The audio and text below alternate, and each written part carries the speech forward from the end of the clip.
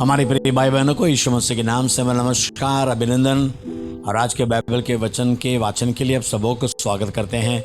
चलिए प्रार्थना करेंगे। प्यारे पिता परमेश्वर, धन्यवाद देते प्रभु, धन्यवाद देते हैं स्वर्ग से हमसे बात करने वाला परमेश्वर के आवाज़ के लिए हमें कान लगाना है और मन से सुनना है प्रभु, क्योंकि इस वचन को सुनने से, मानने से हमें आशीष मिलती है। अगर इसको टुटकारेंगे तो हमें आशीष नहीं मिलेगी प्रभु। इसलिए हर एक कान लगाकर, मन लगाकर वचन सुनने के लिए मदद कर, यीशु मसीह के नाम से मांगते पिता, आमीन। दूसरा शामिल 18। तब दाऊद ने अपने संग के लोगों की गिनती ली और उन पर सहस्त्रपति और शतपति ठहराए। फिर दाऊद ने लोगों की 1/3 तो योआब के और 1/3 सरूया के पुत्र योआब के भाई अभिषेक के और 1/3 गती इत्ताई के अधिकार में करके युद्ध में भेज दिया। और राजा ने लोगों से कहा, मैं भी अवश्य तुम्हारे साथ चलूंगा। लोगों ने कहा, तू जाने ना पाएगा, क्योंकि चाहे हम भाग जाए तो भी वे हमारी चिंता न करेंगे, वरन चाहे हम में से आधे मारे भी जाएं तो भी वे हमारी चिंता न करेंगे, क्योंकि हमारे सर के 10,000 पुरुष है। इसलिए अच्छा यह है कि तू नगर में से हमारी सहायता करने को तैयार रहे। राजा ने उनसे कहा, जो कुछ तुम्हें बाए वही मैं करूंगा। और राजा फाटक की एक ओर खड़ा रहा और सब लोग 100 और 1000 करके निकलने लगे। और राजा ने योआब, अभिषेक और इत्तै को आज्ञा दी कि मेरे निमित्त उस जवान अर्थात अबशालोम से कोमलता करना। यह आज्ञा राजा ने अबशालोम के विषय सब प्रधानों को, सब लोगों के सुनते दी। सो लोग इज़राइल का सामना करने को मैदान में निकले और एप्रैम नाम वन में युद्ध हुआ। वहां इज़राइली लोग दाऊद के जनों से हार गए और उस दिन ऐसा बड़ा संहार हुआ कि 20,000 खेत आए और युद्ध उस समस्त देश में फैल गया। और उस दिन जितने लोग तलवार से मारे गए उनसे भी अधिक वन के कारण मर गए। संयोग से अबशालोम और दाऊद के जनों की भेंट हो गई। अबशालोम तो एक कच्चर पर चढ़ा हुआ जा रहा था कि कच्चर एक बड़े बांज वृक्ष की घनी डालियों के नीचे से गया और उसका सिर और बांज वृक्ष में अटक गया और वह अधर में लटका रह गया और उसका कच्चर निकल गया। इसको देखकर किसी मनुष्य ने योआब को बताया कि मैंने अबशालोम को बांज वृक्ष में टंगा हुआ देखा। योआब ने बताने वाले से कहा, तूने यह देखा, फिर क्यों उसे वहीं मार के भूमि पर न गिरा दिया, तो मैं तुझे 10 टुकड़े चांदी और 1 कटिबंध देता। उस मनुष्य ने योआब से कहा, चाहे मेरे हाथ में 1000 टुकड़े चांदी तौल कर दिए जाएं, तो भी राजकुमार के विरुद्ध हाथ न बढ़ाऊंगा, क्योंकि हम लोगों के सुनते राजा ने तुझे और अभिषेक और इत्तै को यह आज्ञा दी कि तुम में से कोई क्यों न हो उस जवान अर्थात अबशालोम को न छुए। यदि मैं धोखा देकर उसका प्राण लेता तो तू आप मेरा विरोधी हो जाता, क्योंकि राजा से कोई बात छिपी नहीं रहती। योआब ने कहा, मैं तेरे संग यूं ही ठहरा नहीं रह सकता। सो उसने 3 लकड़ी हाथ में लेकर अबशालोम के हृदय में, जो बांज वृक्ष में जीविती लड़का था, छेद डाला। तब योआब के 10 हथियार ढोने वाले जवानों ने अबशालोम को घेर के ऐसा मारा कि वह मर गया। फिर योआब ने नरसिंगा फूंका और लोग इज़राइल का पीछा करने से लौटे, क्योंकि योआब प्रजा को बचाना चाहता था। तब लोगों ने अबशालोम को उतार के उस वन के एक बड़े गड्ढे में डाल दिया और उस पर पत्थरों का एक बहुत बड़ा ढेर लगा दिया और सब इज़राइली अपने अपने ढेर को भाग गए। अपने जीते जी अबशालोम ने यह सोचकर कि मेरे नाम का स्मरण कराने वाला कोई पुत्र मेरे नहीं है, अपने लिए वह लाट कड़ी कराई थी जो राजा की तराई में है, और लाट का अपना ही नाम रखा जो आज के दिन तक अब्सलोम की लाट कहलाती है। और सादो के पुत्र अहीमास ने कहा, मुझे दौड़कर राजा को यह समाचार देने दे कि यहोवा ने न्याय करके तुझे तेरे शत्रुओं के हाथ से बचाया है। योआब ने उससे कहा, तो आज के दिन समाचार न दे, दूसरे दिन समाचार देने पाएगा, परंतु आज समाचार न दे, इसलिए कि राजकुमार मर गया है। तब योआब ने एक कूशी से कहा, जो कुछ तूने देखा है वह जाकर राजा को बता दे। तो वह कूशी योआब को दंडवत करके दौड़ गया। फिर सादो के पुत्र अहीमास ने दूसरी बार योआब से कहा, जो हो सो हो, पर तो मुझे भी कूशी के पीछे दौड़ जाने दे। योआब ने कहा, हे मेरे बेटे, तेरे समाचार का कुछ बदला न मिलेगा, फिर तो क्यों दौड़ जाना चाहता है? उसने यह कहा, जो हो सो हो, पर तो मुझे दौड़ जाने दे। उसने उससे कहा, दौड़। तब अहीमास दौड़ा और तराई से होकर कूशी के आगे बढ़ गया।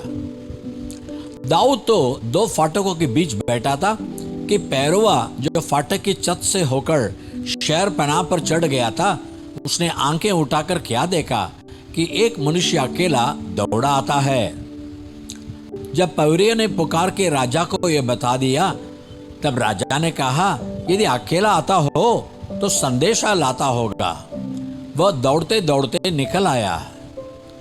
फिर पैरवे ने एक और मनुष्य को दौड़ते हुए देख फाटक के रखवाले को पुकार के कहा, सुन, एक और मनुष्य अकेला दौड़ा आता है। राजा ने कहा, वह भी संदेशा लाता होगा। पैरवे ने कहा, मुझे तो ऐसा देख पड़ता है कि पहले का दौड़ना सादो के पुत्र अहीमास का सा है। राजा ने कहा, वो तो भला मनुष्य है, तो भला संदेश लाता होगा। तब अहीमास ने पुकार के राजा से कहा, कल्याण। फिर उसने भूमि पर मुंह के बल गिर राजा को दंडवत करके कहा, तेरा परमेश्वर यहोवा धन्य है, जिसने मेरे प्रभु राजा के विरुद्ध हाथ उठाने वाले मनुष्य को तेरे वंश में कर दिया है। राजा ने पूछा, क्या उस जवान अब्सलोम का कल्याण है? अहीमास ने कहा, जब योआब ने राजा के कर्मचारी को और तेरे दास को भेज दिया, तब मुझे बड़ी भीड़ देख पड़ी, पर तो मालूम न हुआ कि क्या हुआ था। राजा ने कहा, हटकर यहीं खड़ा रह, और हटकर खड़ा रहा।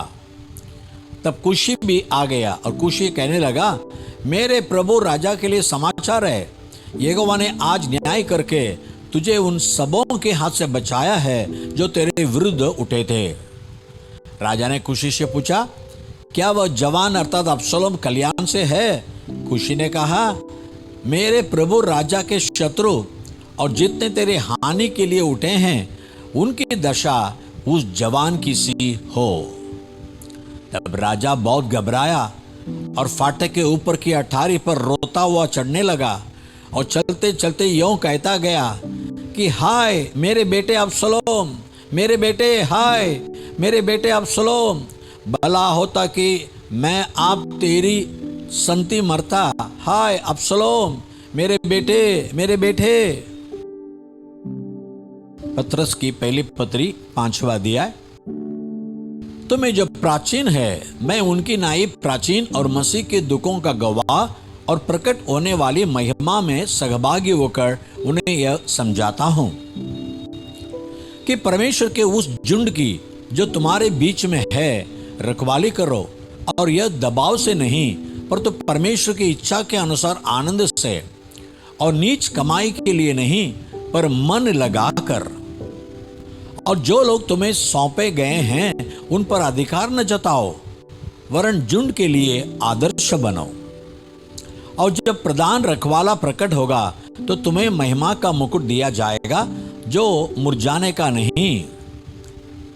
ये नवयुवकों, तुम भी प्राचीनों के अधीन रहो, वरन तुम सब के सब एक दूसरे की सेवा के लिए दीनता से कमर बांधे रहो, क्योंकि परमेश्वर अभिमानियों का सामना करता है, परंतु दीनों पर अनुग्रह करता है। इसलिए परमेश्वर के बलवंत हाथ के नीचे दीनता से रहो, जिससे वह तुम्हें उचित समय पर बढ़ाए, और अपनी सारी चिंता उसी पर डाल दो, क्योंकि उसको तुम्हारा ध्यान है। सचेत रहो और जागते रहो, क्योंकि तुम्हारा विरोधी शैतान गर्जने वाले सिंह की नाई इस खोज में रहता है कि किसको फाड़ खाए। विश्वास में दृढ़ होकर और ये जानकर उसका सामना करो कि तुम्हारे भाई जो संसार में है ऐसे ही दुख भुगत रहे हैं।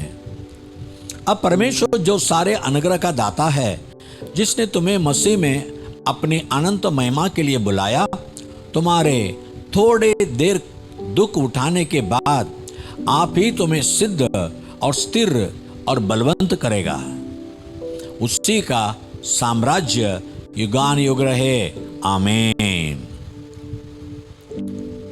मैंने सिलवानुस के हाथ, जिसमें विश्वास योग्य भाई समझता हूं, संक्षेप में लिखकर तुम्हें समझाया है और यह गवाही दी है कि परमेश्वर का सच्चा अनुग्रह यही है, इसी में स्थिर रहो। जो बाबुल में तुम्हारी नाई चुने हुए लोग हैं, वह और मेरा पुत्र मरकुस तुम्हें नमस्कार कहते हैं। प्रेम से चुंबन ले लेकर एक दूसरे को नमस्कार करो। तुम सबको जो मसीह में हो शांति मिलती रहे। दूसरा राजा 20 अध्याय 1 वचन से 11 वचन तक। आज और एक चमत्कार परमेश्वर ने हिजकिय्याह के राजा के जीवन में किया, उसके बारे में देखने वाले हैं। उन दिनों में हिजकिय्याह ऐसा रोगी हुआ कि मरने पर था, और आमोस के पुत्र यशायाह भविष्यद्वक्ता ने उसके पास जाकर कहा, यहोवा यूं कहता है कि अपने घराने के विषय जो आज्ञा देनी हो वह दे, क्योंकि तू नहीं बचेगा, मर जाएगा। तब उसने बीत की और मुंह फेर यहोवा से प्रार्थना करके कहा, ए यहोवा, मैं विनती करता हूं, स्मरण कर कि मैं सच्चाई और खरे मन से अपने को तेरे सम्मुख जानकर चलता आया हूं, और जो तुझे अच्छा लगता है वही मैं करता आया हूं। तब हिजकिय्याह बिलक बिलक कर रोया, और ऐसा हुआ कि यशायाह नगर के बीच तक जाने भी न पाया था कि यहोवा का यह वचन उसके पास पहुंचा कि लौटकर मेरे प्रजा के प्रधान हिजकिय्याह से कह कि तेरे मूल पुरुष दाऊद का परमेश्वर यहोवा यूं कहता है कि मैंने तेरी प्रार्थना सुनी और तेरे आंसू देखे हैं। देख, मैं तुझे चंगा करता हूं। परसों तो यहोवा के भवन में जा सकेगा, और मैं तेरी आयु 15 वर्ष और बढ़ा दूंगा, और अश्शूर के राजा के हाथ से तुझे और इस नगर को बचाऊंगा, और मैं अपने निमित्त और अपने दास दाऊद के निमित्त इस नगर की रक्षा करूंगा। तब यशायाह ने कहा, अंजीरों की एक टिकिया लो। जब उन्होंने उसे लेकर फोड़े पर बांधा, तब वो चंगा हो गया। हिजकिय्याह ने यशायाह से पूछा, यहोवा जो मुझे चंगा करेगा और मैं परसों यहोवा के भवन को जा सकूंगा, इसका क्या चिन्ह होगा? यशायाह ने कहा, यहोवा जो अपने कहे हुए वचन को पूरा करेगा, इस बात का यहोवा की ओर से तेरे लिए यह चिन्ह होगा कि धूप घड़ी की छाया 10 अंग आगे बढ़ जाएगी, वह 10 अंश घट जाएगी। हिजकिय्याह ने कहा, छाया का 10 अंश आगे बढ़ना तो हल्की बात है, इसलिए ऐसा हो कि छाया 10 अंश पीछे लौट जाए। तब यशायाह भविष्यद्वक्ता ने यहोवा को पुकारा, और आगाज की धूप घड़ी की छाया जो 10 अंश ढल चुकी थी, यहोवा ने उसको पीछे की ओर लौटा दिया। तो यहाँ हिजकिय्याह राजा के मौत के बिस्तर में परमेश्वर ने कैसे उसके प्रार्थना सुनकर उसका चंगा किया और आयु में 15 साल बढ़ा दिया। आपकी जीवन में आशीष देगा नहीं क्या? प्रार्थना करेंगे। प्यारे पिता परमेश्वर, धन्यवाद देते हैं हिजकिय्याह के रोने के आवाज प्रार्थना सुनकर उसको चंगा भी किया और 15 साल की आयु भी बढ़ा दिया, और एक चिन्ह भी बता दिया। घड़ी के कांटे 10 गुना पीछे आ गई।